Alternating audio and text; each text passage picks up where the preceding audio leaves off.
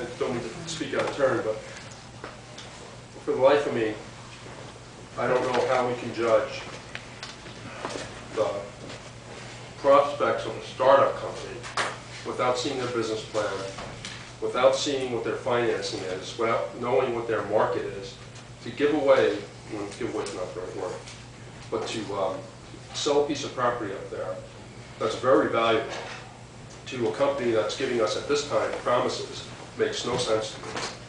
That's all I'm saying about that. Thank you. Southbridge, I didn't know was in the banking business. Is it normal for a town to request business plans before we do business? To be honest, what I would suggest is I've had one meeting with some of the company representatives. I asked them, I said, can you please come in and explain what you're going to do?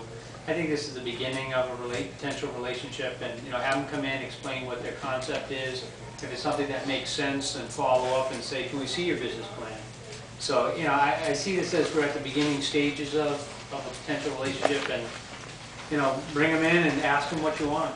Well, they seem open to that. It makes no sense to say that we have a company that's willing to relocate there until we see if that's something more than a promise. It really irks me to hear people say that we've got companies coming up to that industrial park when all I get as a member of the Planning and Development Subcommittee is hearsay from people on the street. You tell me stuff, Chris, but I've seen nothing specific.